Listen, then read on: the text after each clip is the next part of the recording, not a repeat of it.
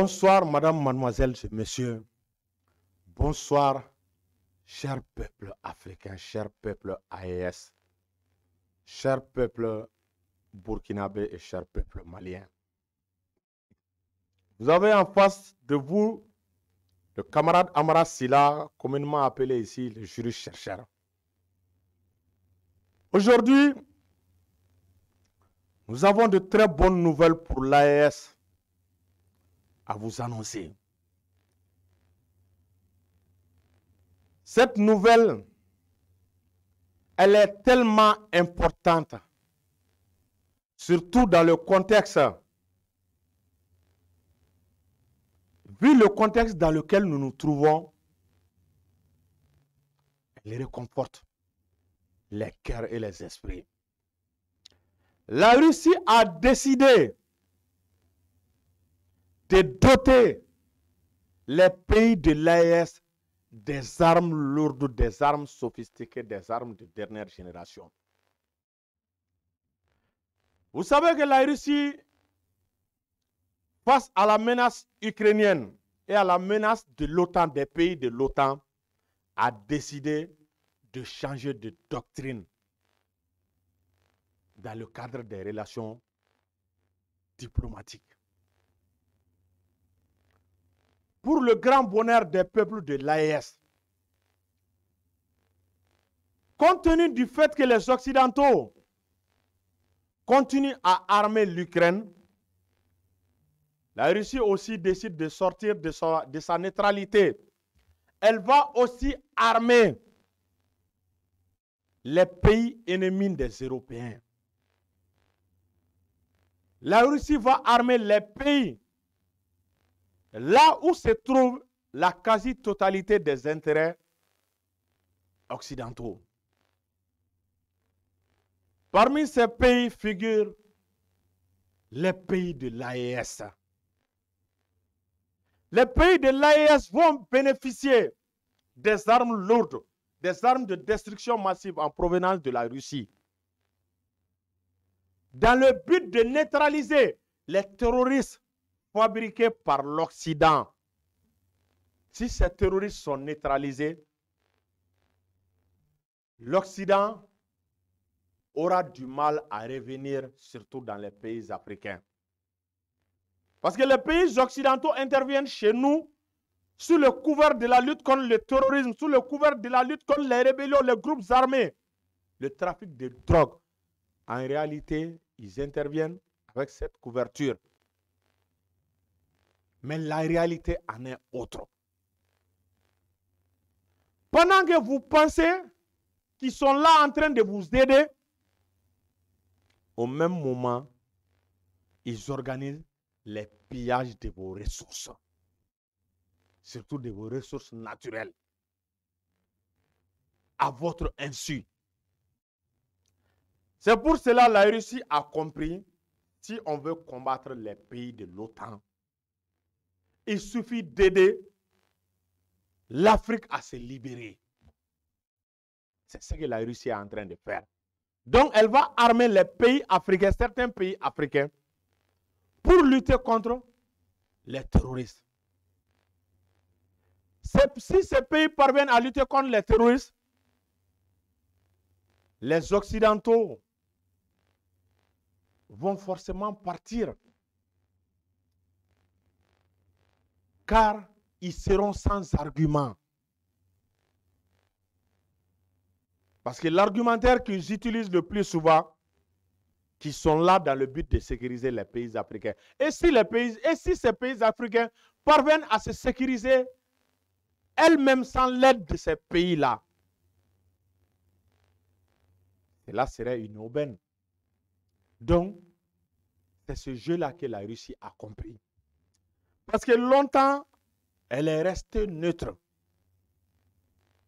dans le cadre des relations entre l'Afrique et l'Occident. Elle fermait les yeux sur le pillage des ressources africaines par l'Occident.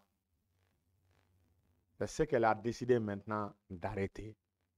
Elle va maintenant aider les Africains à se libérer. Les Africains, en se libérant, forcément vont gêner les intérêts occidentaux. ils vont rompre les intérêts occidentaux. Ils vont mettre fin au pillage si les Africains parviennent à sécuriser leur territoire, leurs frontières.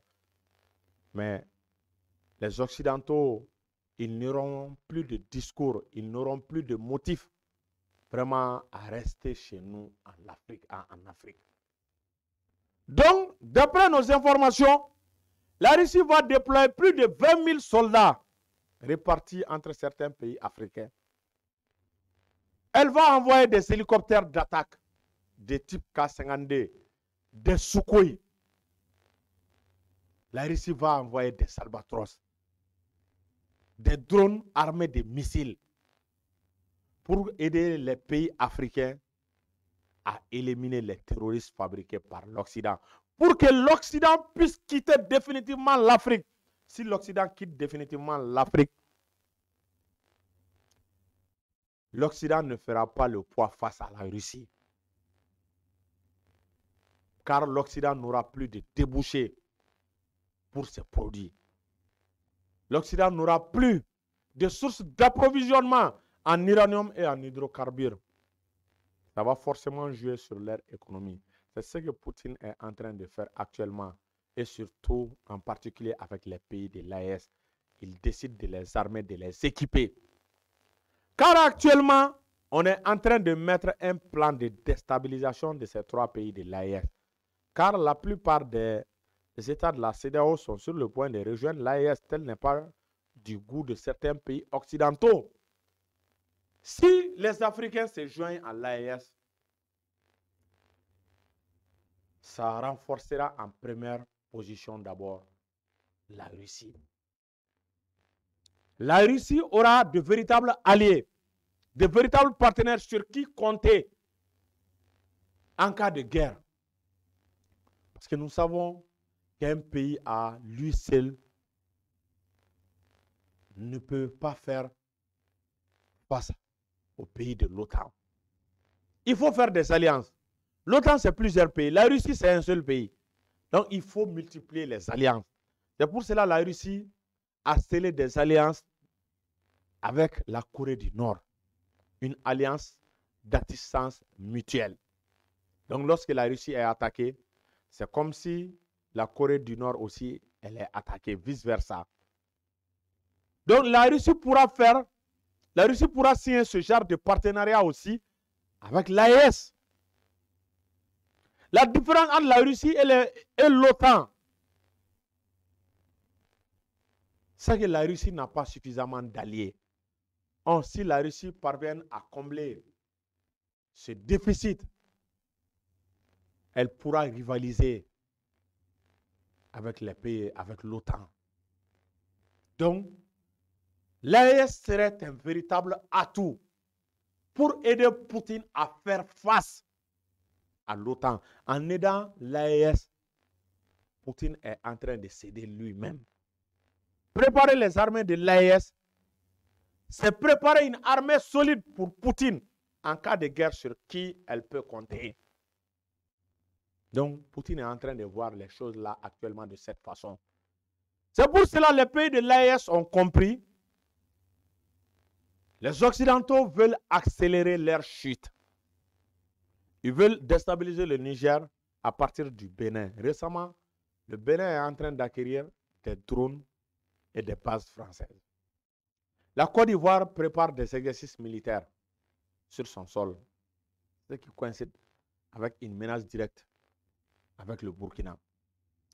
On est en train de nous menacer avec, nous au Mali, avec la Mauritanie. Récemment, ils ont fait don de plusieurs matériels de guerre à la Mauritanie. Je ne sais pas pourquoi ils ont attendu ce moment propice pour faire ce genre de donation à la Mauritanie. Donc tout concorde, tout porte à croire que les Occidentaux veulent pousser certains pays à entrer en guerre. Donc ils vont se servir de ces pays-là comme des pays écrans pour créer une situation à l'Ukraine dans lequel ils vont se cacher derrière ces pays pour affronter la Russie et ses alliés. Objectif, leur pays ne sera pas un théâtre de guerre, un théâtre de bataille. C'est les Africains qui vont perdre.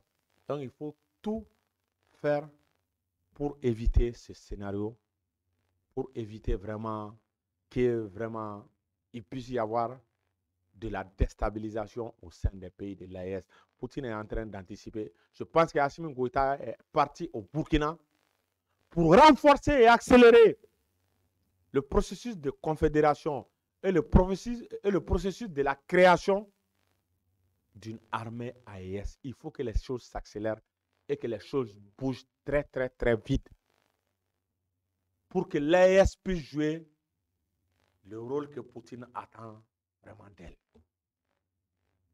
Donc, c'était ces quelques mots que j'avais vraiment fait en bambara et que je viens de faire la traduction en français pour nos amis qui nous suivent de l'extérieur qui ne comprennent pas le bambara. Donc, je vous remercie et bonne soirée.